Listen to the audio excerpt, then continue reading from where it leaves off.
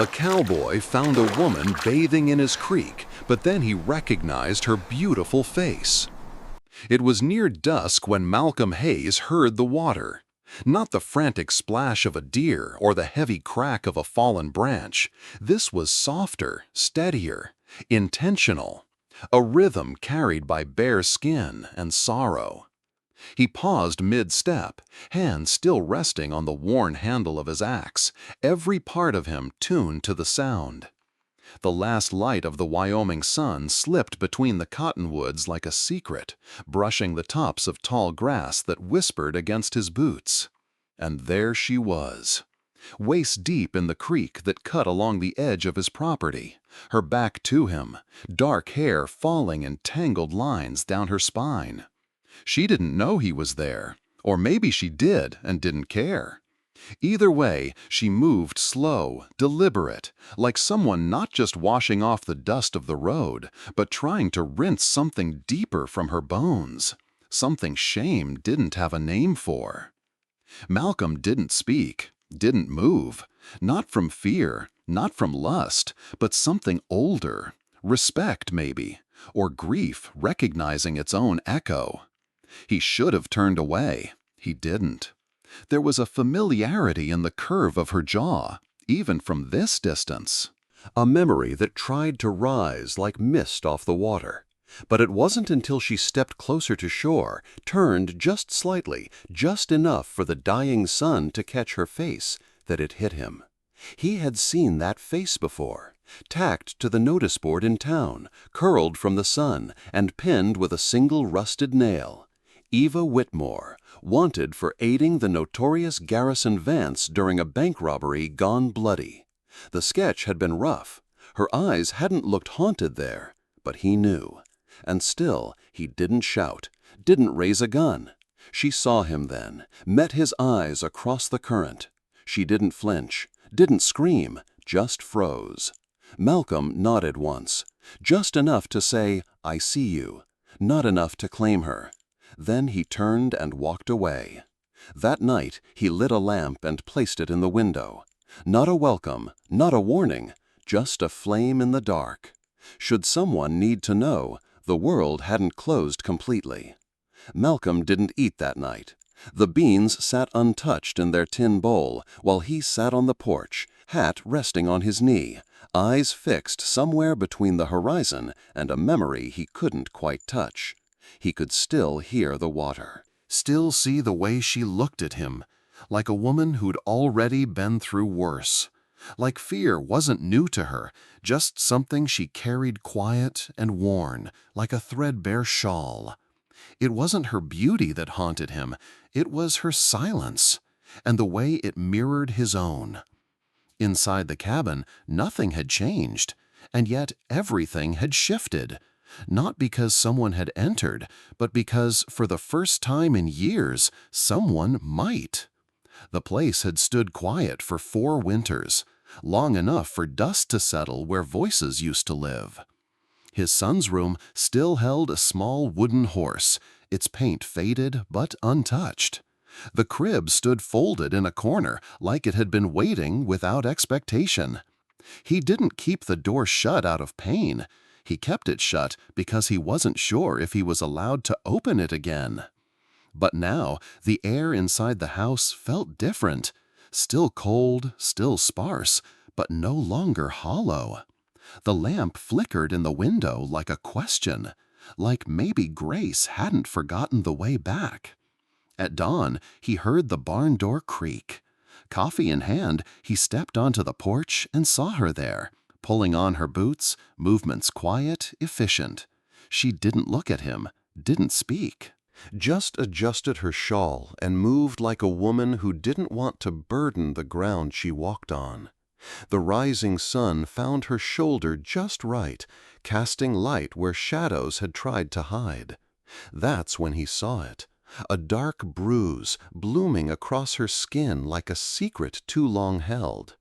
It peeked from beneath her blouse, then vanished again as she pulled the shawl tighter. He didn't gasp, didn't speak, but something inside his chest shifted. She hadn't come for help. He could see that now. She'd come to disappear. But something about that bruise, it reminded him of the cracks in his own chest, the ones that never showed, the ones no one had ever asked about. "You can take the barn," he said finally, voice steady, almost flat.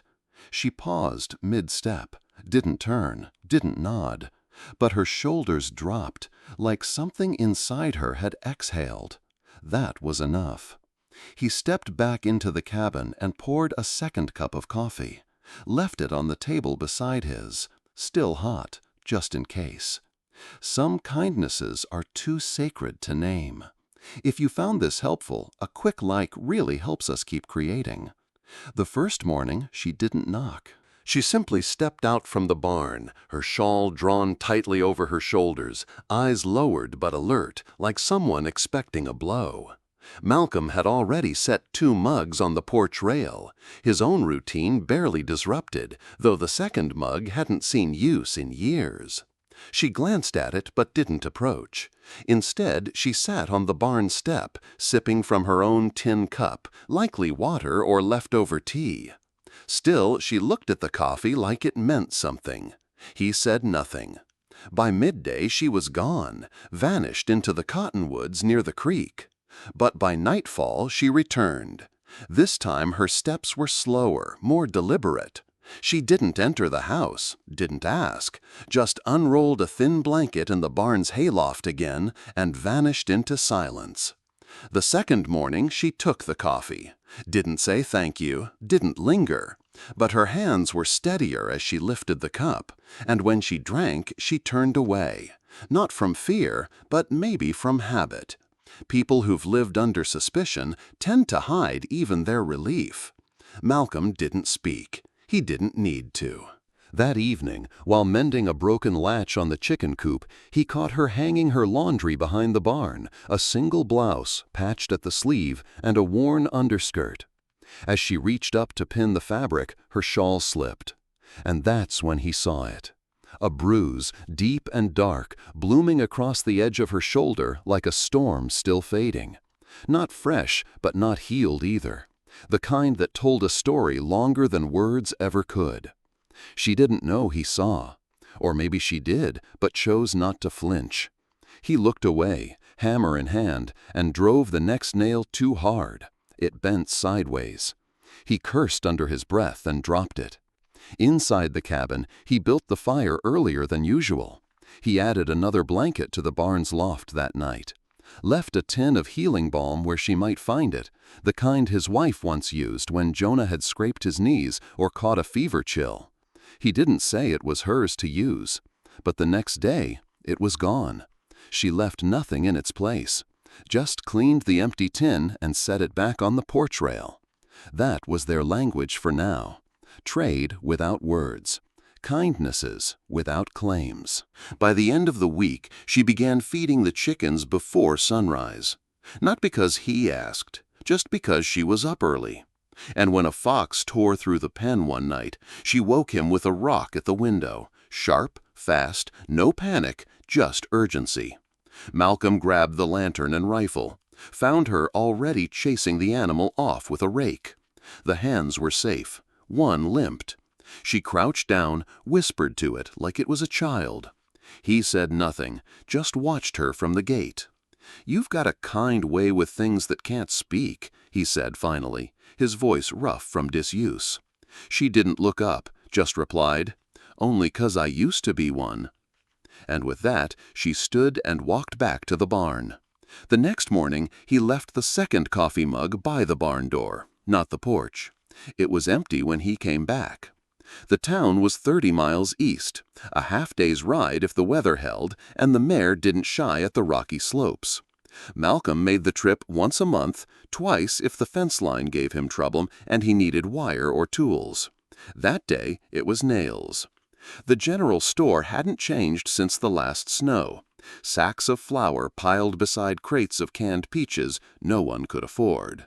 He tipped his hat at the grocer, spoke few words, collected what he came for. But just as he was about to leave, he saw it. Pinned to the notice board by the window, curled at the edges from sun and time, A wanted poster. Eva Whitmore. The name printed bold beneath a sketch that was more suggestion than likeness. Accomplice to Garrison Vance, it read. Armed robbery. 2 dead in El Paso. Reward, $200. It was the scar that gave her away. A faint line above her left brow, just barely captured by the charcoal lines. He'd seen it in passing, when she pushed her hair back with tired hands, when the wind shifted the wrong way, and she flinched. He stood there longer than he meant to, one hand still holding the bag of nails. The grocer cleared his throat. Malcolm nodded once, folded the poster neatly, and left. On the way home, he didn't think about the money. He thought about the bruise.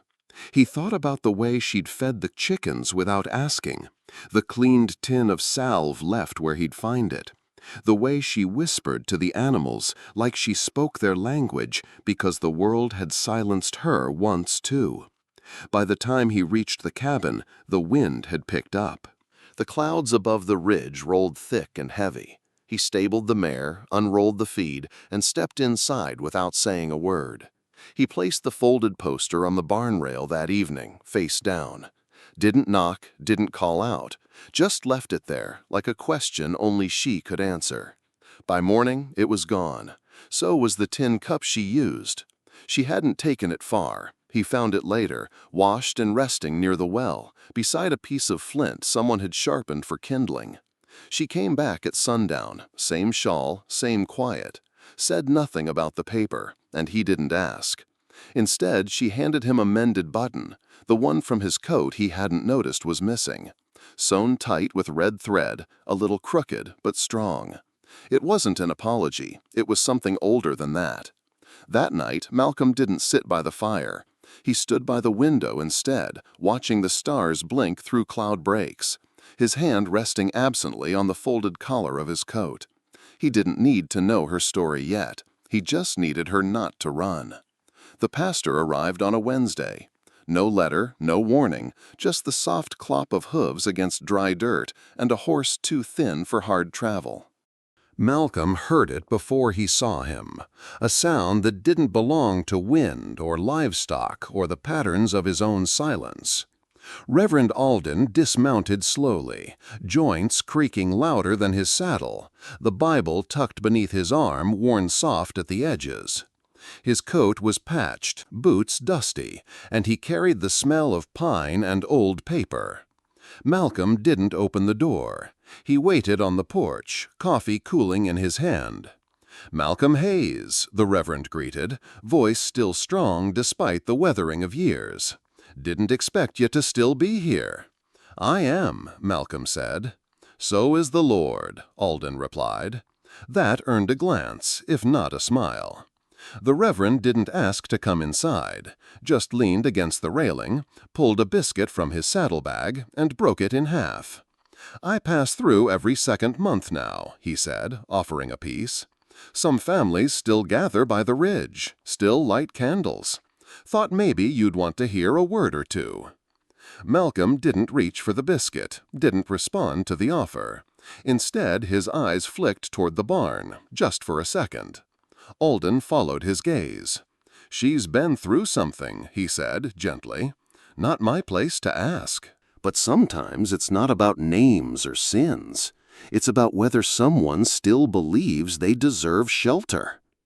Malcolm said nothing, but from behind the curtain in the cabin window, Eva watched. She hadn't left that day, had lingered longer than usual. She'd been folding clothes, hers, now his, when the hooves arrived. When she saw the preacher, something stiffened in her, something ancient. A reflex built from too many judgmental glances, too many rooms where forgiveness was conditional. But Reverend Alden didn't preach. He didn't raise a psalm or ask for confession. He just stood with Malcolm for a while, talking about fence posts and the weather, about the church's roof leaking again, about a new baby born to the Delaney family near the ridge. Before he left, he laid a small booklet on the porch railing. Psalms and Proverbs, hand-bound with leather string. Not new, not formal. "Leave it or burn it," he said simply. "But don't forget, even prodigals got welcomed home." Then he tipped his hat and rode off. Eva stepped out only after the dust settled. She didn't ask who he was, but her eyes lingered on the booklet. Later that night, Malcolm saw it sitting by the hearth, opened to Psalm 34. The verse wasn't underlined, but a corner was folded. "The Lord is close to the broken-hearted and saves those who are crushed in spirit." The fever came slow. At first it was just a cough, low, dry, infrequent. Eva still rose before the sun, still fed the hens, still dragged water from the well with steady hands. But Malcolm saw it in the way she paused at the doorframe, the way her fingers gripped wood too long before she stepped inside. She said nothing, neither did he. But when she didn't appear the next morning, when the second coffee cup stayed full until noon, he knew.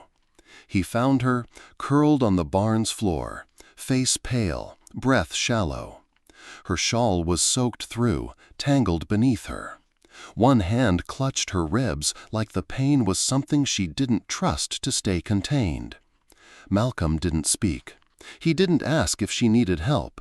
He just knelt, slid his arms under her body, and lifted. She stirred once, not in protest, not in fear, but in something closer to surrender. The cabin door creaked louder than usual when it opened. Inside, the air was still. He stepped past the hearth, past the table, and stopped at the door he hadn't opened in 4 years. It stuck at first. The wood had swelled.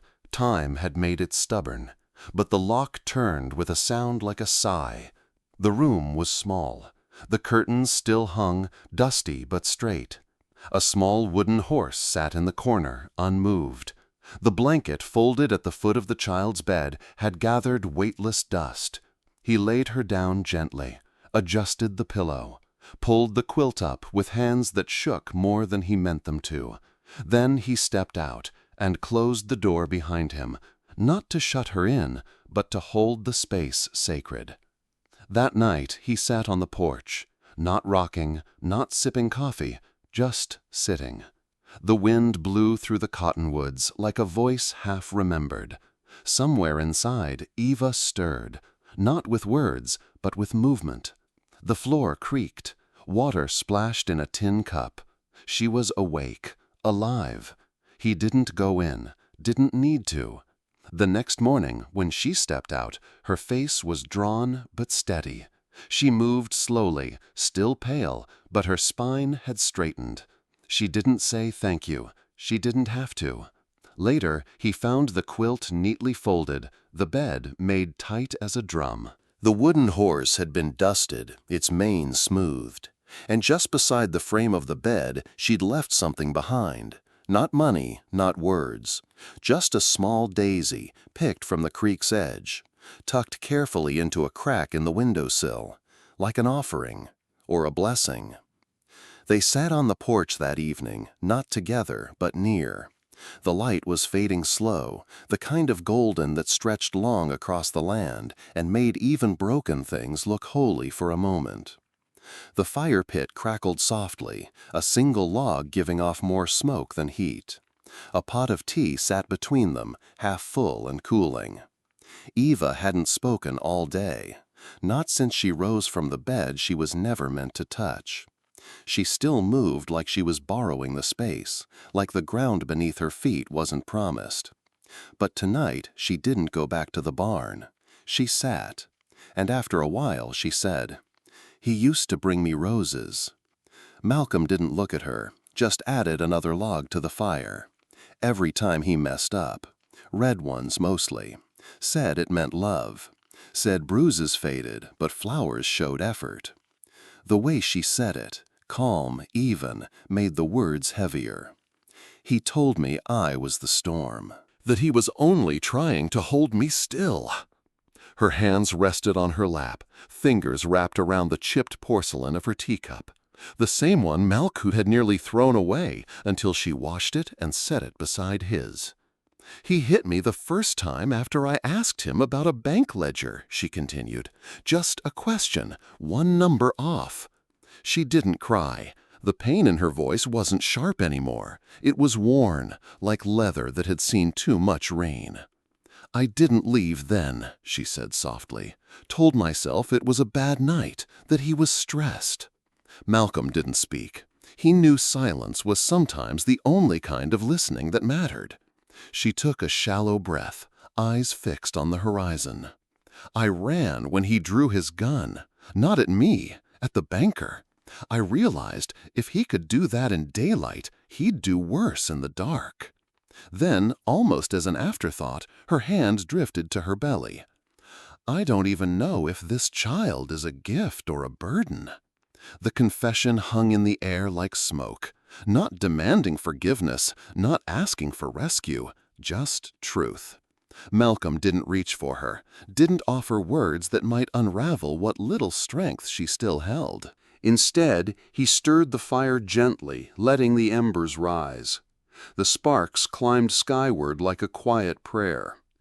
He didn't tell her she was strong. He didn't say she was brave. He didn't call her foolish either. He just sat with her. And in that stillness, something passed between them. Not quite absolution, not quite understanding, but the simple, sacred grace of being seen. Eva didn't speak again that night. But when she stood, she left her teacup beside his, as if to say, "I'm still here." He came just past dusk. No thunder of hooves, no shouting. Just a tall man in a worn coat, stepping off his horse like he'd been riding since before the sun rose. He didn't tie the reins, just let the mare graze near the well as he climbed the porch stairs. Malcolm was already there.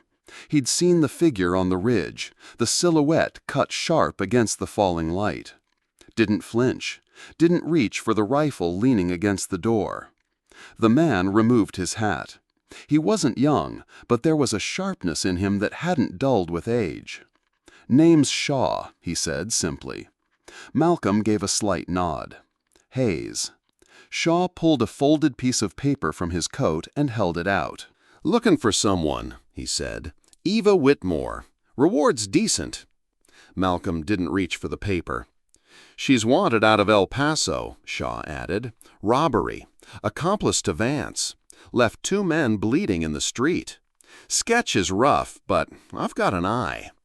The wind shifted. From inside the cabin, the soft clink of dishes. Eva cleaning, like every evening. Shaw didn't look toward the window, but his eyes swept the porch. 2 coffee cups, a shawl drying over the rail, boot prints too small to be a man's. Malcolm didn't lie. He didn't confirm. He just waited. Shaw stared at him for a long moment, then slowly unfolded the poster, held it up to the last of the light. "I used to think every wanted face meant guilt," he said finally. "But I've met enough ghosts in this job to know that sometimes a man's just looking for someone who saw too much." He folded the poster again, not along the creases. He crumpled it. The paper groaned like it didn't want to go easy. Then he stepped to the fire pit, still smoldering from tea-making, and dropped it in. They watched in silence as the flames caught the edge. Ash rose like absolution. "There are things a man does for money," Shaw said. "And there are things he doesn't do because he'd rather sleep at night." He placed his hat back on his head, tipped it once. "You take care of each other." Malcolm gave the smallest nod. Shaw mounted his horse, didn't look back, just rode on, slow and steady, until the dusk swallowed him whole. Malcolm stood there for a while after, didn't go inside right away, didn't speak. But when he did, he found Eva standing near the stove, hands still wet from washing. She didn't ask who it was, she knew. Instead, she set an extra plate on the table beside his. Not because they expected company, but because something had passed between them, something silent, something irrevocable. That night, Malcolm didn't lock the door, and for the first time, neither did she. If you're still watching right now, drop a 1 in the comments so I know you're still with me on this journey. Eva felt it before she saw it. Something in the wind had changed. It wasn't the smell, not yet. It wasn't even the sound. But the rhythm of the land had shifted, like the earth itself had paused to listen. The birds were quieter that morning. The horses didn't nicker when she passed the barn. Malcolm noticed too, though he said nothing. He watched the sky more than usual, spent longer at the fence line. When he checked the rifle by the door, he didn't bother to hide it. That evening, Eva tightened the latch on the barn doors. She oiled the hinges in silence, checked the knives in the kitchen, sharpened the small one she kept hidden in her boot. Her hands didn't tremble. She'd lived through enough storms to know when the air turned against you. Later, while folding the baby's blanket, she turned to Malcolm and said, "If someone comes, I'll be gone before they reach the creek." He didn't look up from the table. "I mean it," she said, firmer now. "I won't let him find me here." Malcolm set down his mug. Let the silence settle. "You won't be the only one he finds," he said at last. His voice was even, unmoved. A beat passed. Then he stood and walked to the window, watching the dusk bleed slowly over the hills. "Some things," he added, "you stop running from." Eva didn't reply, but she didn't pack either. That night, she double-knotted the shawl around her shoulders, tucked the child's things beneath a loose board in the barn floor. Her boots were near the door. Her coat was ready. But in the morning, she was still there. She fed the chickens, brewed coffee, and when Malcolm stepped outside, she handed him his mug without a word. He took it, then looked west, to the ridge. The light hadn't shifted, but they both knew. Something was coming. The dust showed first, a thin, rising column on the far side of the ridge, steady, deliberate. Not the scatter of a lost traveler, not the curve of a ranch hand cutting through. This rider was coming for a reason. By the time the sun caught the glint of his stirrups, Eva was already on the porch. She didn't move, just stood with her hand resting on the doorframe, the way a prisoner might touch the edge of a cell before the guard unlocked it. The horse stopped a dozen yards from the steps. The man swung down with a kind of grace only arrogance can teach. He was broad-shouldered, with a jaw that looked carved to cut through lies, and eyes that told you he didn't much care for the truth either. "Eva," he drawled, as if her name were his property. She said nothing. "You've had your fun," he went on. "Now it's time to come home." Malcolm stepped onto the porch then, slow, like he had all the time in the world. He didn't stand in front of her, not yet, but the shift in his weight made the message plain. "You'll speak to me, too." Garrison's eyes flicked over him, measuring. "And you are?" "Malcolm Hayes," he said evenly. The name didn't land. Garrison shrugged it off like dust. "She's carrying my child," he announced, loud enough for the wind to carry it. "And my name. And both belong under my roof." Eva's voice cut in, flat and sharp. "I'm carrying a child. That's all you get to claim." A muscle jumped in Garrison's jaw. He stepped closer. "You think you can raise what's mine out here in the dirt? You think this man's going to keep you safe when the law comes knocking?" Malcolm didn't flinch. "Seems to me you've done more harm to her than the law ever could." Garrison's eyes narrowed. "Careful, rancher." Eva's hand brushed Malcolm's arm, not to pull him back, but to steady herself. "You've got nothing left to offer me, Garrison," she said. "Not me, not him, not the life inside me." For the first time, something in Garrison's gaze shifted. He looked at her, then at Malcolm, then back again. Saw no fear, only stillness. It unsettled him. Without another word, he turned, mounted, and rode toward the ridge. The dust closed in behind him. Eva exhaled, slow, steady. But both of them knew this wasn't over. He came back the next day. No dust cloud this time, just the sudden silhouette cresting the ridge, moving with the unhurried certainty of a man who believed the land belonged to him. Garrison Vance had decided talking wasn't enough. Eva was in the yard, hanging laundry when she spotted him. She didn't run, didn't call for Malcolm. She simply pulled the last sheet from the basket, clipped it to the line, and stood with her hands still on the pins. Malcolm stepped out of the barn before Garrison reached the gate. He carried no rifle, no pistol, just the weight of a man who'd already chosen where he'd stand.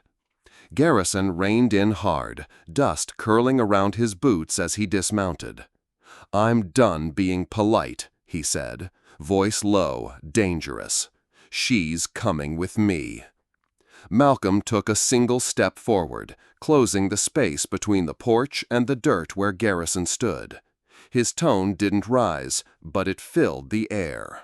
"No, she's not." Garrison laughed, a sharp, humorless sound. "You think you can stop me without a gun in your hand?" Malcolm's gaze didn't waver. "If you take one more step toward her, you'll find out."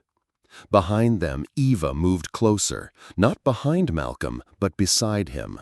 Her presence there was deliberate, a refusal to be hidden away.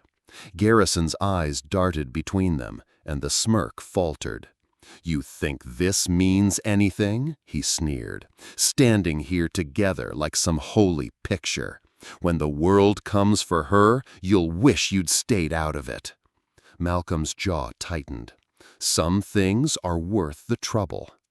The wind shifted, carrying the faint creak of the laundry line between them. Eva didn't blink. Malcolm didn't step aside. And in that moment, Garrison saw it, the unity that no threat could fracture. For a long beat, no one moved. Then Garrison spat into the dust, swung back into the saddle, and turned his horse toward the ridge. "This isn't over," he muttered, though the words sounded thinner than before. They watched him ride until the hills swallowed him. Only then did Eva let her hand brush Malcolm's, a quiet thank you. Neither of them spoke. Inside, the air felt different. Not lighter, not yet, but bound by something that had been tested and held. That night, the wind came in restless from the north, rattling the eaves and whispering through the cracks in the old boards. Malcolm sat at the table long after supper had cooled, hands wrapped around a half-empty mug, staring at nothing in particular. Eva had been quiet since Garrison left. Not the silence of fear, but of someone turning over every word, every glance, and measuring what it meant. When the lamp finally burned low, she stood and walked to the cupboard. From the back, she pulled out a stub of beeswax candle, its base wrapped in a strip of linen to keep it steady. She struck a match, the flare lighting her face in soft gold. Without a word, she set the candle in the window facing the ridge. Malcolm's brow furrowed. "Expecting company?" "Not the kind you're thinking," she said, her voice low. "Where I grew up, a candle in the window meant the door was open for those who'd lost their way. A prayer for anyone out there to find safe ground." He watched a flame flicker against the glass, its reflection trembling like a heartbeat. "You think he'll see it?" "It's not for him." She turned from the window, meeting his eyes. "It's for me, and maybe for you." Something in him shifted at that. The memory of another candle, years ago, the night after the fire, when the pastor had placed one in his hands at the graveside. He'd let the wax drip away without looking at the flame. Back then, he'd thought light was for people who still had something to hope for. Now the glow spilled across the room, softening every hard edge. He stood, walked to the door of the small bedroom he'd kept closed for years, and let it swing open. Inside, the quilt was folded at the foot of the bed. Toys still lined the shelf. For the first time, the sight didn't crush him. It just belonged. When he came back, Eva was still by the window, watching the candle. Neither spoke. They didn't need to. Outside, the night pressed close around the cabin, but the little flame held its ground, steady, stubborn, and bright. The first pains came before dawn. Eva said nothing at first, just a sharp breath when she bent to stir the morning fire. But by the second wave, her knuckles had gone white against the edge of the table. Malcolm noticed. "How long?" he asked. "Since before midnight," she admitted, brushing a damp strand of hair from her face. "I thought it might pass." "It won't," he said, already moving. He stoked the fire higher, set a pot of water to boil. His hands didn't shake, but his mind was a quiet storm, measuring every step, every need, knowing there was no time to ride for help. The nearest midwife was 3 hours away, and the sky outside was still black. Eva gripped the back of a chair as another contraction came. "I've done this before," she said between breaths. "Just not like this, not alone." "You're not alone." He laid out the old linens, the ones packed away in a cedar chest since the day they buried his boy. The smell of the wood rose in the air, warm and familiar, like something waiting to be used again for good instead of grief. When the contractions grew closer, he guided her to the small bedroom. She hesitated at the threshold, the quilt, the toys, the carved name above the bed. But he only nodded. "It's the warmest room." Hours blurred. The wind rattled the shutters, the kettle hissed, and Eva's breathing grew ragged. Malcolm wiped her brow with a cool cloth, spoke little but stayed close. When the worst of it came, she gripped his hand so hard he thought she might break bone. He didn't pull away. Then, at last, the air changed. A cry, thin at first, then stronger, filled the room. Malcolm wrapped the boy in his late son's flannel quilt. He didn't think about omens or ghosts. He only saw life, small and fierce, staring back at him with eyes not yet sure of the world. Eva leaned back against the pillows, exhausted but smiling. "He's here." He placed the bundle in her arms. She looked down at the tiny face, then up at him. "Do you want to hold him?" Malcolm shook his head gently. "He's where he belongs." But even as he said it, his chest ached with something almost like joy. Outside, the wind eased. Inside, the fire burned steady, the candle still glowing in the window. By late afternoon, the sky had softened to that pale gold that comes after a hard wind. The storm had passed, inside and out. Eva sat propped against the pillows, the newborn asleep against her chest, his tiny fists tucked close like he was guarding some secret. Malcolm had kept the fire going, the kettle warm, and the room quiet. She looked down at the boy for a long moment before speaking. "I've been thinking about his name." Malcolm pulled a chair closer, resting his forearms on his knees. "Names matter." "They do," she agreed, brushing her thumb over the baby's cheek. "I thought of calling him something new, a name with no shadows behind it. But then I remembered something you once said." He frowned slightly. "What's that?" "You didn't mean for me to hear it. Weeks ago, when you fixed the barn roof, you were up on the ladder talking low. I was inside, but I heard you say a name, like a prayer you'd been keeping to yourself." She looked at him now, steady. "Jonah." The words settled between them. Malcolm had whispered it years ago into the smoke and ashes of another life. The name he'd once hoped to give his son. A name he'd never thought he'd speak again. "You sure?" His voice was rough. Eva nodded. "It's a name that's been carried through a storm before. Maybe it can carry him, too." Malcolm's eyes dropped to the sleeping child, then back to her. He didn't thank her. Some gifts are too deep for that. But something in his face eased, like a stone rolled from a door. Outside, the last light caught on the ridge, painting the cottonwoods in copper. Inside, the baby stirred, letting out a soft sigh, as if already dreaming. Eva shifted him carefully, settling him between them on the bed. "There," she murmured. "Now he belongs to both of us." They didn't speak of love. They didn't need to. The warmth in the small room, the candle still glowing in the window, the quiet rhythm of the child's breathing, it was enough. Malcolm leaned back in the chair, listening. The cabin no longer felt like a monument to what was lost. It breathed, it lived. And for the first time in years, when he thought of tomorrow, he didn't think of it as something to endure. He thought of it as something to meet. If you like this video, please comment number 9. If you don't like it, please comment number 0. The snow lingered longest on the north side of the cabin, clinging stubbornly to the shadowed ground.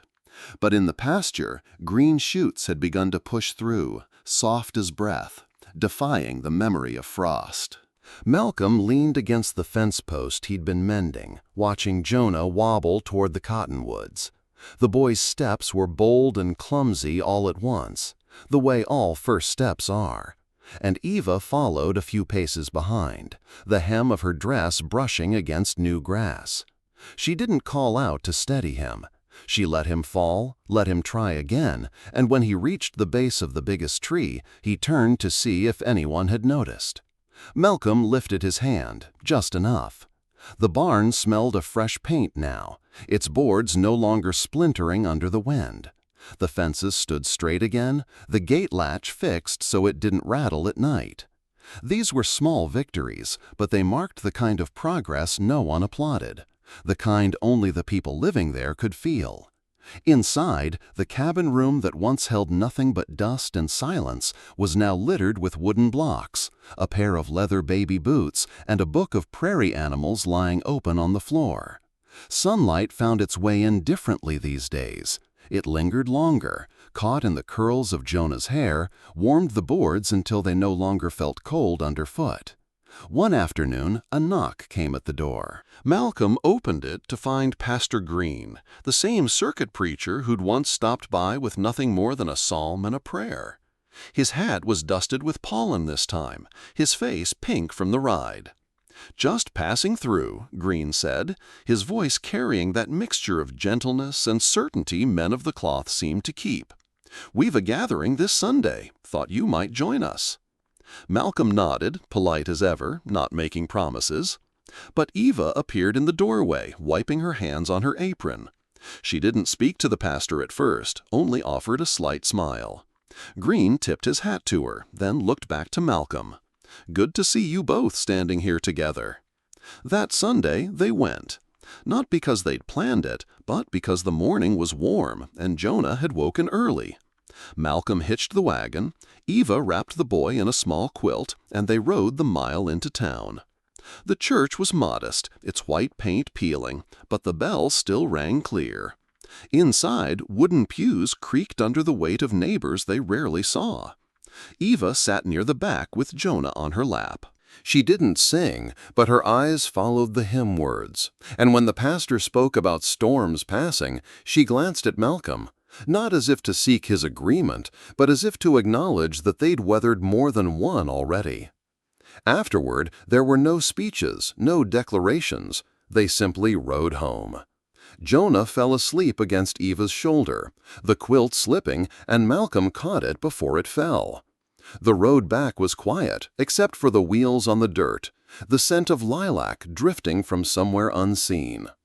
By the time they reached the cabin, the sun was leaning west. Malcolm carried Jonah inside while Eva set the kettle to boil. Through the open window, the wind moved gently through the grass, carrying with it the sound of the creek, the same creek where it had all begun. And in that unremarkable, unannounced way, the season had turned. Not just on the land, but in the small, steady life they were building. One fence post, one quilt, one Sunday at a time. By summer, the mornings settled into their own quiet ritual. Malcolm would rise first, set the coffee to boil, and place 2 chipped mugs on the porch rail. Eva would join him a few minutes later, still tying her hair back, Jonah already toddling around their feet, chasing after the chickens with more enthusiasm than aim. Some evenings they didn't speak at all. They would just sit there, the sun pouring itself over the hills, the cicadas starting their steady hum. Sometimes Malcolm would hand her the second mug without looking, and sometimes she'd pour his without asking. It was a language they didn't need to learn. It had been there, waiting for them, in the spaces they'd once thought were empty. Jonah had taken to collecting treasures: smooth river stones from the creek, a bent horseshoe found near the barn, a handful of feathers he'd arrange carefully along the porch rail, only to have the wind scatter them by morning. Eva never scolded him for the mess. She'd just smile, gather what remained, and leave them in a bowl near the window. In town, people began to talk, not with sharp tongues, but with a kind of knowing that didn't need to be proven. They called them the Hayes family when they spoke of them at the mercantile or the feed store. Not Mr. Hayes and his boarder, not the man who lived alone out by the cottonwoods. Just the Hayes family, as if the name had always belonged to all three of them. Malcolm never corrected anyone. Neither did Eva. The cabin itself seemed to lean less against the wind now. The barn doors didn't creak so loudly. The fence posts stood in straighter lines. Inside, the small room that had once been locked tight stayed open. Jonah slept there sometimes, curled beneath the quilt that had once belonged to another child, in another life. The walls no longer echoed. They absorbed. One night in early autumn, as the air thinned and the evenings came sooner, Eva lit the candle in the window again. She didn't say why. She didn't need to. Malcolm noticed, though, and later that night, when he stepped outside to check the latch on the barn, he paused to look at the warm glow in the glass. It was the same light that had once told him a stranger might need shelter. Only now it told the world that this place was not empty, that it was alive, and that someone would answer if you knocked. Jonah grew faster than either of them expected. One afternoon, he climbed onto Malcolm's lap uninvited, holding a battered picture book. Malcolm read it aloud, his voice slow and steady. Eva listening from the doorway, with her hands wrapped around her own coffee mug. They never spoke of marriage, never mentioned the idea of moving. They didn't take portraits to hang on the wall. But the days turned over, and the seasons shifted, and still, every morning there were 2 mugs waiting on the porch, and every night a candle glowed in the window. It wasn't a love story the way people usually tell them. It had no proposal, no vows, no crowd to bear witness. But for those who passed along the dirt road at dusk and saw the light, or stopped by in the morning and smelled the coffee, it was obvious enough. They never said they were a family, but they stayed, and that was always enough.